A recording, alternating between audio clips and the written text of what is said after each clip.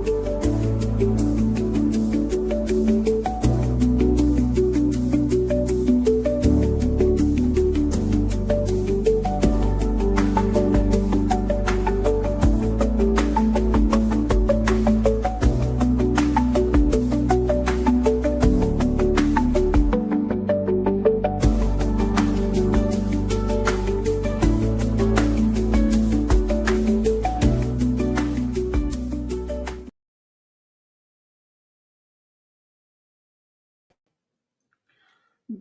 evening, Shocker families. Welcome to tonight's Shocker Family Table Talk. And our topic tonight is your students' first year advising in one-stop services at Wichita State. And so before we get started, we are excited to have you join us for an important conversation focusing around academic advising and our one-stop student services. And tonight we'll be covering how your Shocker will be supported through academic advising, key tools they'll use for planning their path, and how our one-stop provides answers to just about probably everything you can think of, from class registration to holds, financial aid, and much more. And so without further ado, let's get started. And make sure that you have the information and confidence to support your students as they get ready to navigate this first year at Wichita State. And with me tonight are my two colleagues. Many of you have already met Kim Sandlin. She is our Director of Student Services. And with us also is Erin Hamilton, who serves as our Director of One Stop. I am, of course, Alicia Newell, and I serve as the Assistant Vice President for Student Services here at Wichita State. I've been with the university for roughly 20 years, proud alum, first generation college student. And the thing I love most about my job is getting to help students navigate this process, regardless of where they're at, meeting them where they're at and helping them to get to that end point, and just seeing all of the aha moments that comes with that journey. I love what we do. I think all of us, Erin and Kim and I, we all started in the same, I would say, we all have the same starting background, coming from admissions. We all bring a wealth of knowledge. And so if there's any questions you have throughout tonight's session, feel free to ask away. Drop your questions in the chat box, because with our combined years of service within different areas of the university, one of us is bound to know something. And if not, we know someone who knows something. And so we want to make sure that we get your questions answered. So I'm going to turn it over to Kim to introduce herself, and then we'll turn it over to Erin to get us started. Good evening, everyone. It's great to see you all online again. As Alicia said, a lot of you met us, so you might know her. Of course, she's Alicia Newell. I'm Kim Sandlin. I am also a proud alum and first generation student as well. And I mean, yeah, a lot of you, I think we met some of you who joined us last week. We're at orientation on Friday, so that's awesome. We have another orientation group coming in this Friday. We have our transfer students coming in this Saturday. We have another group of freshmen the following week. So we are in the thick of orientation. And if you did not join us last week, Alicia and I both have incoming freshmen of our own. So we are in this process with you. We are in the thick of it. If it's overwhelming to you, it's overwhelming to us too. And we've been working here for a very long time. And then my friend Erin, I'm going to pop it over to him for his introduction. He is the proud parent of two Shockers. So I will let him talk about his experience, do an introduction for him, and really take us away on what our topic is tonight. And of course, as always, if you have any questions, it doesn't have to be related. If you have a question related to our topic, awesome. If you have a question not related to our topic, but you're like, why are your colors black and yellow? Then we'd love to know that too. And we will do our best to answer everything, whether it's on topic or off. So I will stop talking and pop it over to Erin.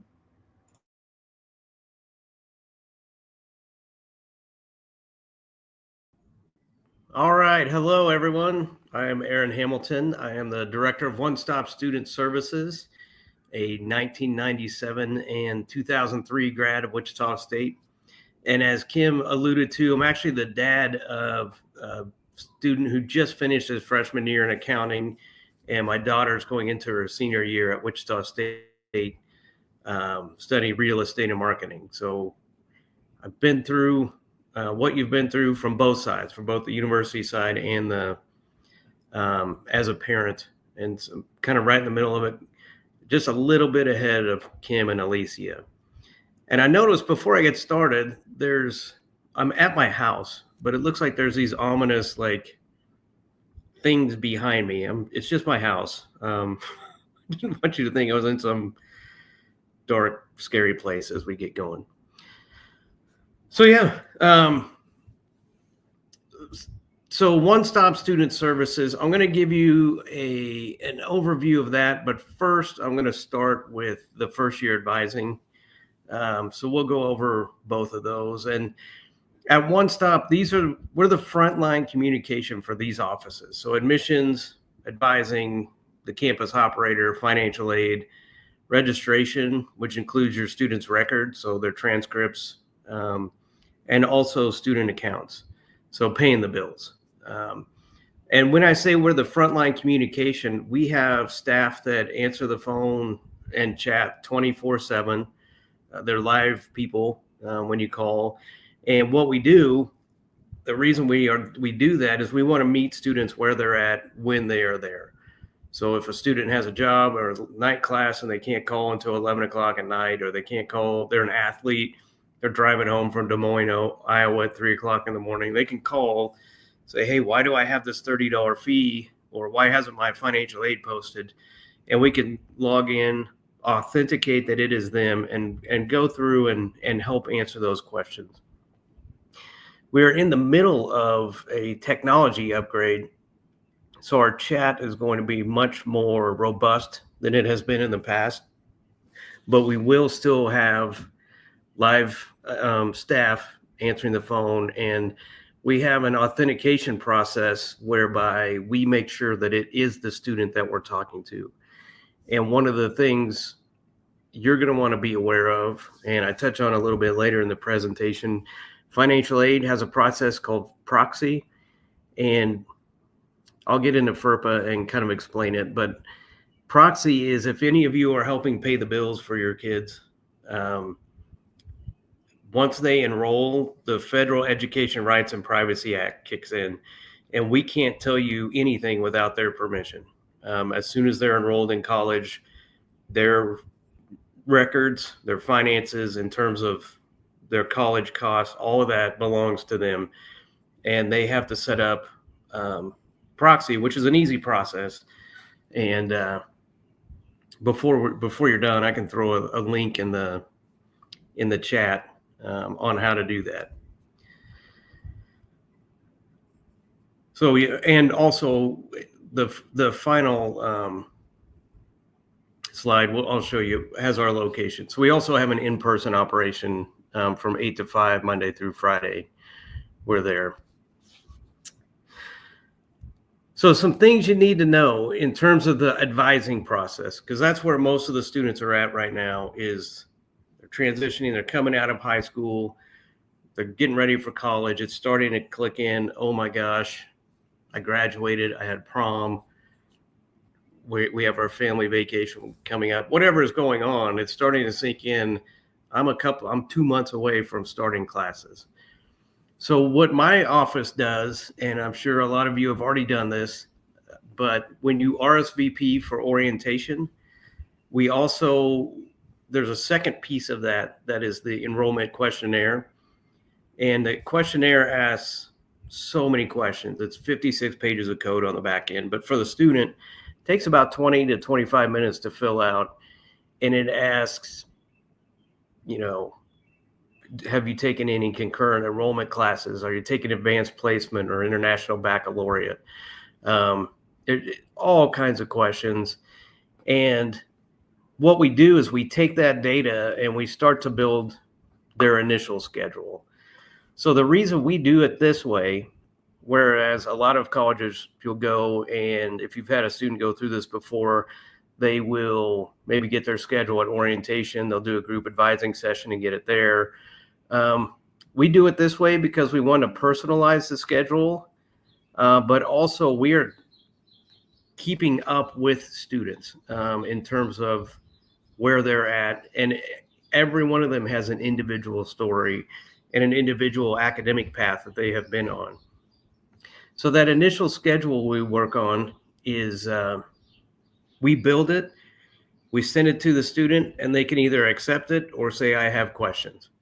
A lot of students come to us in the fall and they'll say, I didn't realize I could ask questions. I just thought I had to accept it. Just because they've never been through the process before. But what we always tell them is, this is your education. When you get that diploma, it's your name on it. So if you have a question, you are well within your rights to ask it. And the question may be, why did you put me in a first year seminar?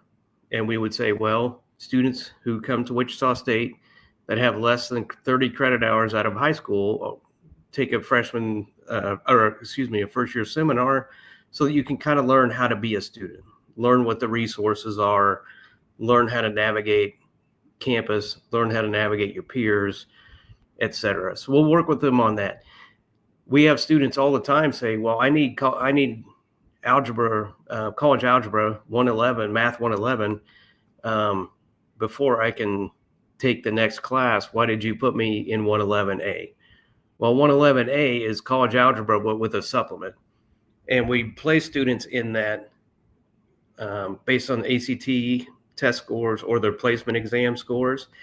And that supplement that they take is basically, they go to class 5 days a week instead of 3. And the 2 days in the middle, so Tuesday and Thursday, they don't have to pay for those. They only pay for 3 hours, But those 2 days in the middle, they're with their professor, and basically they're getting free tutoring for an hour a day each of those days from the person teaching the class.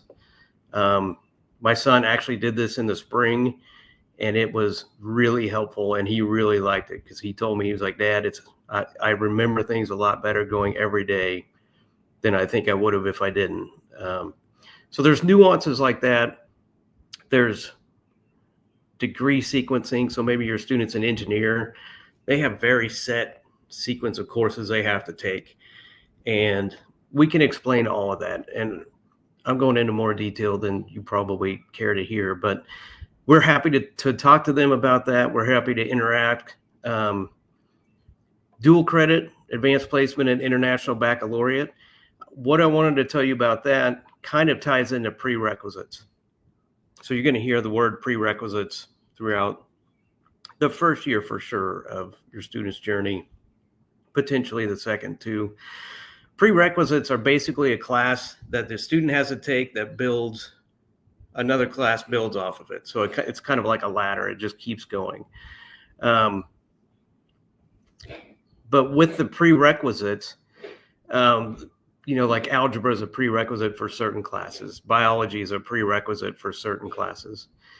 With the credit students have coming in, we have seen a lot this year that are coming in with a lot of college credit, but they did not take math or science as part of that college credit. So we're having to place them in math and science their first semester, which is tough. And we are aware of that. But there's a rationale to it. It's because they have to have that to get to the next step of their degree. So we'll work with them on that. The FERPA train, I call it a train because the Federal Education Rights and Privacy Act. It's a different, it is a different way of thinking. So for me, I have seen every grade my kids had from kindergarten through senior year, every grade they had on a paper, every grade they had on a test, because the school district provided an app that allowed us to see that. I mentioned FERPA in the first slide, and I call it the train because the train stops. Once a student becomes an enrolled college student, and this isn't Wichita State, this is a federal law that applies everywhere. For parents to see any of their record, the student has to give them permission.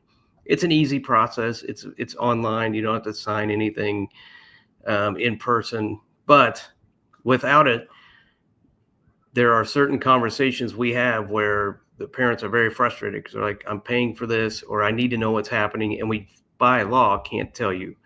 So I just want to kind of give you a heads up that's coming.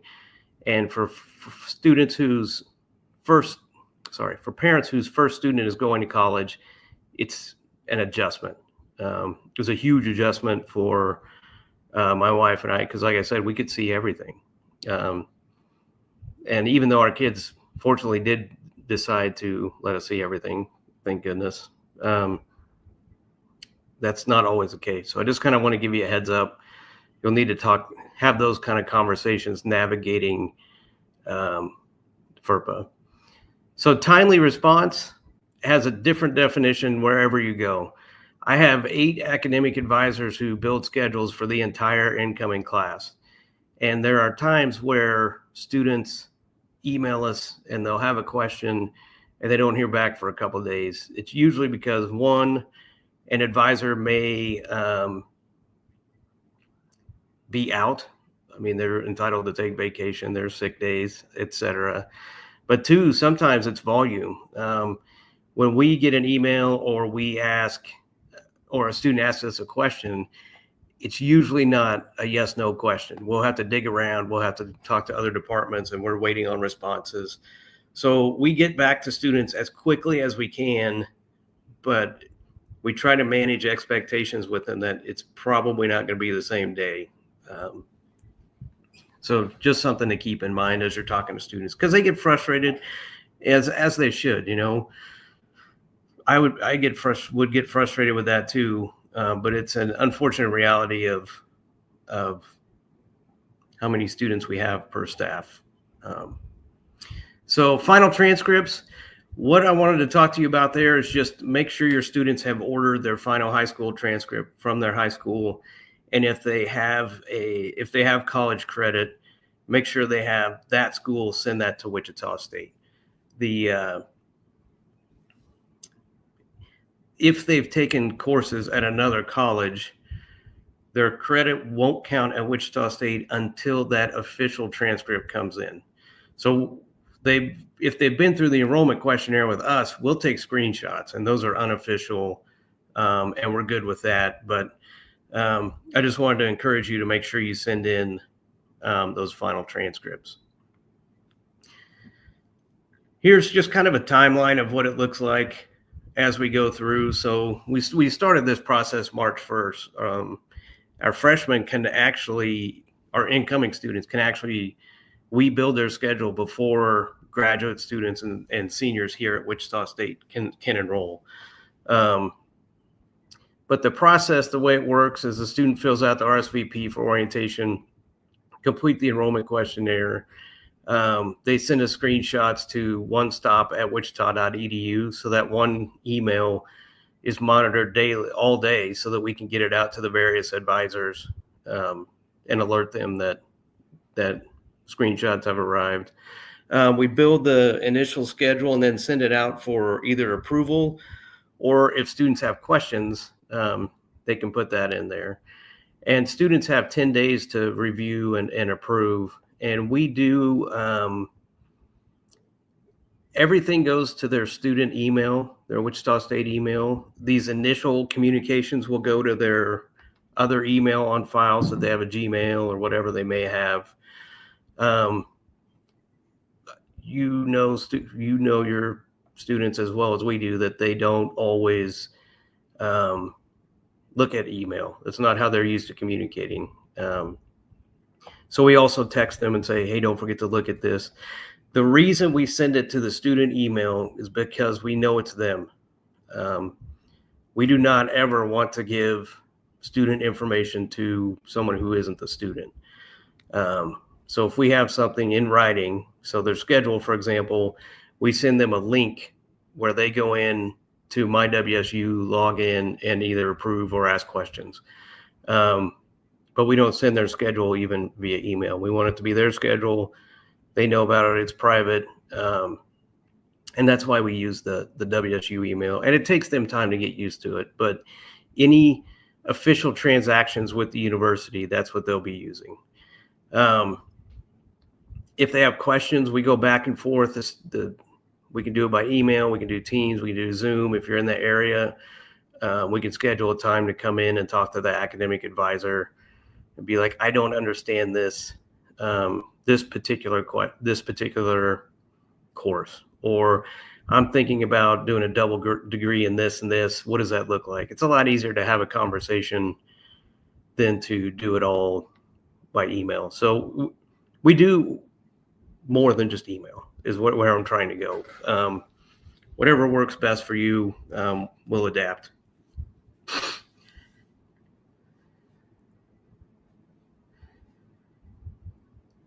So the summer, we've got kind of a flow in our office. Right now we're in schedule building mode, but now we finally have started orientations. So orientation is great because we finally get to meet students in person. And after we've done the initial, collaboration with the student schedule, we get to meet them at orientation and go over. We're the transactional office. So Alicia gets to oversee, she's over in student affairs, and they have fun and they have housing and they do those things. And Kim's in orientation and all the first year work. And then you come to us and it's like, okay, we need to do this, this, and this. We're kind of the fun killers, I guess, to a certain extent. But we teach students also how to take care of themselves. So we kind of teach the student to fish philosophy, where we do it for you the first time, but after that, we're going to set you up with the tools to be able to do it yourself. So this summer, we teach them how to set up their initial student education plan. And we work with them on that. And it's basically their 4-year plan. So if you do this, this, and this, you'll graduate in 4 years. If you do this, this, this, and this, it'll be 5. And there's some what if scenarios we can go in there and play with. And it kind of gives students an idea of how much time and how they need to budget their time to get through their degree that they've chosen. It also is able, once a student changes their major, they can go in and put in the new major and see how close they are to that as well. That's a what if scenario. A lot of students come in and they think they want to do one thing and then they get into something else because they just haven't been exposed to it. They may come in thinking they want to be a nurse and then they realize, no, actually, I want to get into public health and be more on the administration side, for example. It happens all the time, every single day. And I think, if I remember right, of our 1,651 students last fall that came in, my office had 475 or so major changes. So it's pretty standard. And one of the nice things about One Stop is, I keep saying my advisors. We have advisors that represent each of the academic colleges at Wichita State. And I've got a slide here in a bit that shows the advisors' names and what college they represent. But if a student changes their major in the middle of an appointment, we can literally walk them across the hall and be like, okay, here's your new advisor. This is Michelle. She oversees business, and then get into that without having to send them across campus or making a big deal out of it. We can just, we're right there. We're all in the same suite there in the Shocker Success Center. So we do that. We go over the how-tos of accepting financial aid and understanding their student bill. And when we talk about the how-tos of financial aid, we also talk about the why. And we encourage all of them, if you are going to drop a class, see us first. Talk to an advisor first. Because if a student gets into the semester and they drop a class, that can, not always, but can have an effect on their financial aid, on their scholarships, etc. So we want them to be informed and say, okay, this class isn't working out. What can we do to ensure you don't lose financial aid and don't lose your scholarship? And they're, to students' credit, they're good about, hey, you told me to do this. And it's like the one thing that really sticks. So that's good. and setting up payment plans. So a lot of our students have payment plans. And basically what that is, they can't pay the whole thing at once. So they'll set up a payment and say, okay, I'm going to pay this much in September, October, November. And my office can help set that up for them, show them how to set it up. Reminders are sent to say bills due. It's a very common thing. It was a long time ago, but that's how I got through college. I couldn't afford to pay a whole semester at once, but if I broke it up, I could do it. So that's what I did. Pretty common thing. And again, we can help set that up. And then we talk about success programs, and Kim's office oversees tutoring and supplemental instruction, but we have a lot of supports on campus, and my one-stop advisors are part of a success team. We're not standalone. We work with the success coaches that Kim oversees that help students with time management and various aspects of managing their life as a student. Librarians are part of the initial, they're part of the success team all the way through. There's different offices that are involved throughout that. So we work with them, but we talk about at orientation, the tutoring and the supplemental instruction. The tutoring is included in tuition and fees. So the student, they're not going to pay more for it. And I hope I'm not stealing Kim's thunder, but they're up on the second floor of my building. They do an incredible job. We've centralized the math lab, the English writing center, chemistry, physics tutoring. I feel like there's a fifth one I'm missing, but they're all right there in that space. And then there's general tutoring for any class there. We talked to them about that. We talked to them about success programs within their academic college. So the school of business, for example, has an accounting tutoring program that's through the college. Engineering has the GEEKS program, which sounds like we're being mean, but it's an acronym where they help upperclassmen help the freshmen through calculus and trigonometry and fluid dynamics and different engineering classes to help them there. And then we can adjust their schedule up to orientation. And after that, a hold is lifted. It's called a Shocker Connection hold. And the student is then able to adjust their schedule themselves. So we'll help them until then. But after that, we've hopefully taught them the appropriate tools so they can handle that.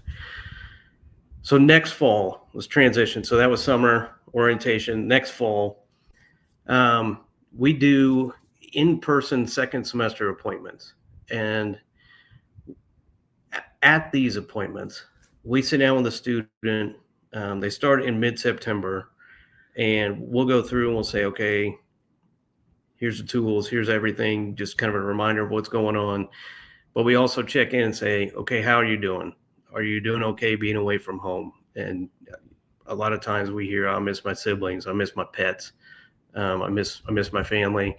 And we sit down and talk to them about those things. And once we get into those second semester appointments, it's not just academics anymore. And it's not just teaching them how to be students. It's, okay, you're a person. How do we help you adapt to a new situation? How do we help you get settled here, get your routine, get time management down, and help you move forward so you can continue growing. So those, they take place all throughout the fall, and we do that. And then we do outreach to students who are displaying academic risk factors.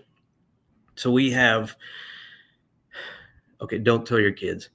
When they come to see us, we know how they're doing academically because we can see if they're missing class or failed a test.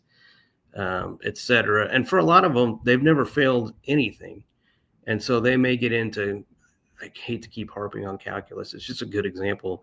It's a hard class. And they get in there and like, I got a C. I'm like, all right, well, let's talk about it. And, to them, they've probably never had a C in their life, but in reality, they're doing pretty good. And they'll come out of it because by the end of the semester, things change. But we talk them through that too. Certain classes can be a humbling experience if you've always been kind of a high flyer in terms of grades. So we talked to them about that. We talked to them about the importance of study skills and the different tools. And being part of the success team, we can send alerts to other offices and say, hey, success coach, I need you to reach out. This student, they're working really hard. They've begun to talk to their professor. They're just kind of struggling retaining information. And so we work as a unit. We don't just work in a silo. We want the student to be successful, but we can't do it all. Success coaches can't do it all. Nobody can do it all. We have to work together. So we do that. Really, we do it right out of the gate, but we find out a lot in those second semester advising and really work hard to try to help those students through. Last piece of the timeline. So this next spring, when I'm working with next year's incoming class, your students will be transitioning to their academic college advisor. So our advisor, so like right there, the advisor in the picture, that's Kendra. She's an advisor for liberal arts and science. She looks like she's doing something devious. I might need to ask her about that. But we work with the academic colleges and say, hey, we've done this, this, and this. You're moving on to your college. You're getting into your major. You've really advanced. Here's your new person. And we make that transition really next February. So we'll still advise them through the spring and the summer in terms of those semesters. But for the following fall, the college will be their point for advising. So that first year, the reason they're all with us, we try to get them all taught in the same way in terms of how to be a student. We're a central location where if they change their major, we're right there and we have experts in the office in whatever they're wanting to get into. And we can talk through and say, okay, you're doing accounting now, thinking about psychology, let's go talk to Ellie or Kendra, and they can talk you through what that might look like what psychology looks like as a major. So we'll do that. And then again, all throughout the year, we do outreach, and this isn't exclusive to One Stop. All the academic advising offices are doing outreach to students that are showing signs of academic risk. And we're trying to reach out to them, make sure we keep them on track. So this is the list of my advisors. So Kelsey, she does applied studies, which is our College of Education. Turnus, she does business. I call her Turnus because when we worked in admissions, there were 3 Michelles at one point, and I had to go by last names, and I just never got out of the habit. Con and Monica, they do engineering. There's enough incoming engineering students, we have to split them up. So we split them up by last name there. Ellen works with fine arts. Ellen actually got her master or her undergraduate in opera and a master's in opera. So she really relates to the fine arts students. And fine arts, like music, theater, the media arts, they have really intricate advising needs in terms of the courses that students take. And Ellen knows them. She lived them, and she's good, really good. Raymond with health professions. And then the last one, Elia and Kendra, liberal arts and sciences is another one we had to split up. So incoming undecided students, they go there, psychology, communication, some of the bigger majors you would think of when you think of a college. That's where they are. So for us, we're available. This is kind of how to get a hold of us. We're in the Shocker Success Center. It is awesome being over there. And we're available 24/7, 365. So we got 6 phone calls last Christmas. And we were able to help those students. And we take that serious. We take it serious to be where the students are and when they need us. I mentioned fine art students earlier. They're not creative from 8 to 5. They're creative when they're creative. And if they're over in a studio and it's 3:00 in the morning, they're like, oh, I lost track of time. Oh no, I need to pay my whatever this is. Call us up. We'll be there and we'll get you helped out. And, we'll help. But they're on campus in the Shocker Success Center. We're on the first floor. You can't miss us. When you come in the door next to the Student Center, we're just right there. So we have fun. We're always helping people out. This is a picture of the Shocker Success Center. It doesn't do justice. Basically, that entrance right there, when you go in, you'll be at the One Stop. And I know Kim wanted to come in here. I don't know what she was going to say. Can I talk about the Success Center real quick? Okay. So what we did is last summer, we all moved in, and what we took 18 student serving departments that were in 12 different buildings and put us into one. And it has been incredible for what we're able to do for students. So we have our traffic in One Stop is more than doubled, and half of it isn't people coming to see us. It's people going to another office, realizing we're there and going, oh, well, I'll take care of this while I'm here. So we've got that. We've got students that they have to fill out military and veteran paperwork. Instead of sending them to another building, we're just like, hey, let's go see Brady. He's upstairs. Or if they want to do tutoring, we're like, we'll go up one flight of stairs and there it is. So it's really been helpful in terms of getting students in the same place, not having to send them all around campus, but being able to say, not just go to this office, but I will go with you and meet my friend Kim, so you can meet my friend Kim. It's just giving us a chance to be more personal. Hi, Kim. Kim's my homie. She's right upstairs from me all the time.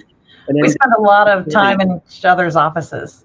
about 2:30 every day, you'll see her headed to the RSC to caffeine up. So That's also true. Yeah. Hey, I wanted to pop in here. I think is this your last slide, Aaron? Yeah. Okay, perfect. I want to come in. There's been a lot of questions, and I want to give you a little bit of a break. You're all good. No, you're fine. Sorry. I didn't want to interrupt you. That's okay. And so I want to get to folks' questions. Alicia, just wave me down or unmute yourself if you need to jump in. But I'm just going to start kind of at the top and go through, because you guys have a lot of really, really great questions tonight. So I think we answered the first one, CBW. If you need any kind, and this would go for scholarship, paperwork, or maybe insurance. That's another popular one where you might need to provide some kind of documentation or letter. The registrar's office is the place to find that. And so I think there's a link in the chat. Thank you, Alicia. And on the back end, Aaron Steven, for posting that in the chat. So there should be a link for you to get that. Yes, registration means enrollment. Alicia, do you want to pop in? Yeah. So there's two different ways for verification. One of them, you want to make sure that you're asking, does it need to be certified? Because if it needs to be a certified verification, that has to come directly from the registrar's office, like Kim said. And there is a form in line. One of the great things that you can use Mr. Hamilton's office for is if you go to wichita.edu/onestop and you type in a question, how do I get verification enrollment information? An article is going to pop up that I just actually put in the chat box, and it's going to give you a screenshot and step-by-step instructions on how your student can obtain that information. And so for the one that I provided, this is the verification that students can actually obtain themselves in their MyWSU account. And that is not a certified verified form. That's just, hey, let me print out that I'm enrolled in a four-year university, full-time enrollment that students can get. If it has to be with the university seal on it, There is a fee associated with that, and that will have to come directly from the registrar. Awesome. Thank you. A couple shout outs to your advisors, Aaron. So Yeah, they've I been see doing that. Thank great. you. Yeah. Thanks Yeah. for the kind words. Yeah. Also, this one made me laugh a little bit. How much weight should we put into Rate My Professor? That one's a little controversial depending on who you ask. So what I would say is a couple things. If people love a professor, they're going to go rate them highly. If they hate a professor, they're going to rate them low, right? So you have to keep that in mind. It is sometimes helpful, but you also have to keep in mind the way students learn best. And let's say, for instance, a student is not super great with an auditory learner, right? And they're in a lecture class. And most of the content that they, have to know is delivered via lecture. That may not necessarily mean the professor's bad. It just may mean that's not the best match for the way the professor is teaching and the way the student is learning. So yes, it's helpful. Honestly, I would ask advisors because they have gotten to know a lot of the professors. Aaron has his hand up and wants to pop in. So they would have a little bit more, I would put a little more weight in what the advisor is saying. Aaron, pop in here. Yes, I would ask the advisor because they'll be able to explain those nuances of how the professor teaches. Yeah. But I have also found, and Alicia and Kim, you need to plug your ears. My kids just talk to their peers, and they get direct feedback from other people in their classes. So that doesn't really help in the first semester. But as soon as second semester enrollment starts, like I want this professor at this time, and so they take care of that on their own too. But like Kim said, it's hit and miss because it's both extremes. I either love this professor, I hate him. But the people in the middle don't really say anything. Exactly. Yeah. Their students or their peers and their friends are great at that kind of advice. I would say it's much easier if your student is connected to a student organization to do that and already know upperclassmen who can help them, who have already taken the class and can speak directly about the class. It's hard to know that freshman to freshman, but it is when you're connected to a group of people, a group of peers. And that is a topic for later on in the summer that we'll talk about, how to get your student involved with those. So awesome shout out from Rosa about the great communication from our advisor. Okay, other questions? Ooh, can I say? So, Rosa, thank you. That's a very kind comment. I appreciate it. There are times where the feedback for our advisors aren't as nice because we have to be honest with students. We're working with one student right now, and that student's parent who are unwilling to change their work schedule, which is 2 days a week, Tuesday and Thursday. Like, can't do classes that day. I'm like, well, for your major, you're bringing in 54 hours. You're going to have to go. And they're like, no, I work. And I know you have to work, but you might have to make some concessions. So there are times where we have to have conversations with students to kind of manage expectations and set those expectations too. So.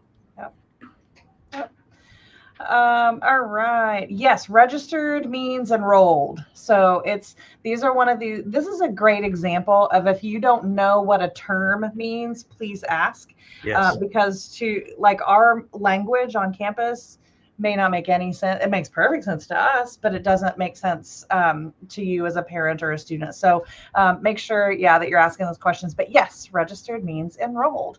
I think I saw another question about laptops. That is a popular question among most parents. And what I would say, is there's no specific laptop that's required of students. What you're going to need to know is what your student needs for their academic program. So the best thing to do is connect with the academic program. You can definitely ask your one-stop advisor. They are very well versed in what is needed or required. I think only fine arts requires, if they still have that, yes, laptop. But in terms of, what's the processing speed and how much memory do we need and all of that, you just need one that's gonna run a quick internet. So that's really it. It comes down, and we get a lot of questions about iPads as well. And if your son or daughter or student uses an iPad, then they should stick with that, because, and I tell parents this all the time, deciding that, oh, I'm going to college, I'm going to start a whole new way of taking notes and a whole new way of studying and all that. You stick with what is comfortable, what what works for you, and then slowly implement these changes if you want to try a new thing. So if your student wants to do a laptop, great. But if they're all like, oh, I'm going to go out and I'm going to do this iPad, then that, and the first day of school, they're going to become overwhelmed really, really quick if they are not very, if they can't adapt to the differences between an iPad and a laptop. So stick with what stick with what works. Alicia? Yeah, the other thing I'll advise is that if you are purchasing a new laptop, desktop for your student, you do not need to buy the Microsoft 360 software, because students are able to download that free within their MyWSU portal. That is an expectation that students do utilize that software during their time as a student. And so we give that to them free.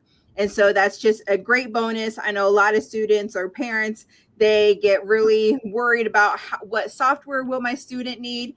And I will tell you, some of the software, especially for, I would say, our engineering students, it could be pricey, but you should not have to purchase this software. We have many labs on campus that students can take advantage of and utilize. They just simply will need to go and do that in person. If there is something specific that is required for the class, the instructor should be including that in their course materials. And so they will know that in advance. And so just keep in mind, they don't need that extra software that will be given to them within their student ID. Great. Another question. If your student took classes at WSU Tech, yes, we still need a transcript from WSU Tech. So any institution, we are affiliated with WSU Tech, and they are fantastic partners, but we're still technically two different institutions. And so, yes, we will need a transcript from WSU Tech. Getting to this one, Tanya, this is a great question. Something that met every day and had built-in tutoring. So there's a couple of options. I'm not exactly sure. One with math. And that was another parent commented on this one. Some of our math courses not only meet for class, but then also have a supplemental piece that goes with it that is really just extra kind of built-in tutoring, but like just an expansion on the class. It goes a little bit deeper. It helps students understand the subject a little bit better. And so that, I think you have to qualify to be in that class. And so if you have specific questions about math in particular, I'll leave those to Aaron, but those are specific math sections that have that additional supplemental content. There are also classes that are historically difficult courses for our students that have supplemental instruction. And those are free weekly review sessions outside of class, led by a student who has already taken the class. So that's a little bit different than what math is doing, because the math part is led by the instructor of that course. Supplemental instruction is led by a student who has already taken the course, and they're not re-lecturing, they're not lecturing more or diving deeper. What they are doing is making sure students have really great notes. They do active collaborative learning. So they do things like anticipate quiz questions or anticipate essay exam questions, things like that.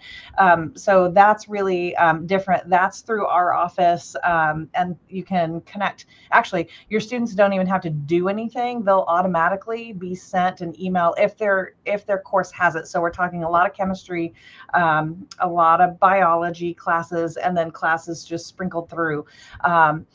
If your student is in a class with supplemental instruction, they will have an email from their SI leader before the semester begins, and they will they'll do an introduction the first day of class. They'll make themselves known the first day of class. And so if your student is in a class that has supplemental instruction and they tell you nothing's available, they're not going to class. Because trust me, they are doing a lot of announcements about that program. So hopefully that answers that question. Let's see. Advising with honors. Aaron, do you want to talk about, do they stick with you guys or go to honors? That's a great question. So all of my first year advisors work with Andrew Myers. He works over he's the advisor for the honors college. And we work with him to make sure we're putting students in the correct courses. Students can meet with him. They have to meet with us. We encourage them to meet with Andrew just to meet him because he's going to be with them all 4 years. He gives us a lot of insights into, you mentioned Rate My Professor. He knows all the honors professors, but also he knows how to get students connected for like independent research. We have FIRE, which is first year research, something, I don't remember what the E stands for, but he knows how to get students connected to those faculty. And we work with him to make sure we put them in the right section. So we work with him on a daily basis. All of my advisors do. Yep. And it's not just it's once they move on to their academic college, they work with Andrew as well. So he's a busy guy, but we love working with Andrew and working with Honors College. This next one, Aaron, if you want to take it, does it have to be set in stone before orientation? No is the answer, particularly if you're waiting on AP scores or IB credits or something like that to come in. What you have is fine. And then once those come in, if you've come to orientation, that hold is removed. You can make those changes if you know what they are. And if you don't know what they are, you can communicate with your first year advisor and they can help you through that process. But no, enrollment and orientation, although they're super interconnected, one is not dependent upon the other, if that makes sense. Let's see. Calc teachers directly to his advisor. Yes, if you are concerned, reach out to your advisor. Great, good job, Kelly. That's exactly the right thing to do. And if you come to the offices, can he speak with an advisor about the class schedule or make appointments? That's a really great question. I'm going to talk about an app at orientation. Your students will actually get a lot of information about an app called Navigate. And so they will download that app. And that's where they're going to make a lot of their appointments, whether that is tutoring or an academic advising appointment. Always, it's better to have an appointment set than just to walk in. But Aaron, do you want to respond to that? Yeah, the value of an appointment is it's a set time. Whereas, one of my engineering students may need to meet with Constantine and he's out that day for whatever reason. And if they just walk in, then there's not a lot we can do. We do have what are called triage hours. And basically what those is we'll do scheduled appointments, all throughout the week, but there's a 4-hour block each week. And this goes on all year, where each advisor has a 4-hour block for walk-ins, appointment prep. They do all kinds of things. But if you come in during that, for sure we can meet with you. And the other advisors can help. But if it's not your direct advisor, they won't have the insight and all the data that the students already provided. Yep. That's the only downside to walking in, as opposed to and if you want to do you don't have like a pop-in remote hours, do you? I was going to say the advisors can do a remote appointment. So if you want if you don't want to come to campus and that kind of thing, they can meet with you virtually as well. Yes. Yeah. Because I agree with you, Brenda, in your question to avoid the back and forth of email. Yes. Mm-hmm. We don't need that delay. We don't need that. And people aren't checking their email. Okay, they're checking them. They're not responding to them. And your kids are checking their emails. They see them. They just aren't responding them or deleting them. I don't get that, but that's, whatever. But yes, they can do something virtual if you need that. That's very helpful.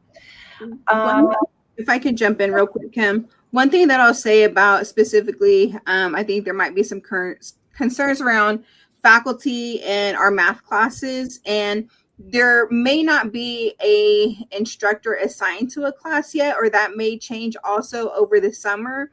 And so one of the things that I always would advise our students is attend and see how you're feeling within the first week of class. They will get a really good vibe if this is the pace that they need, if they're in too deep, or if there's any challenges that they may have with that instructor.